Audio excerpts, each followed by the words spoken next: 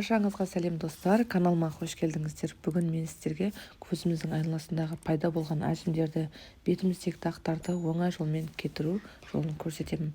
Видеомды соңына дейін көрсеңіздер.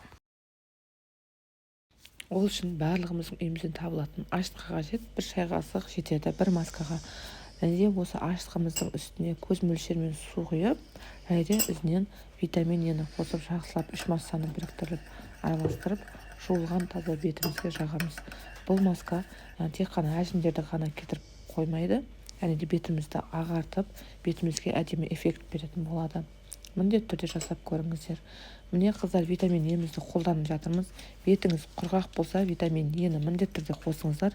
Беттеріңіз майлы болса, ол кезде витамин Е-нің қосудың қажеті жоқ.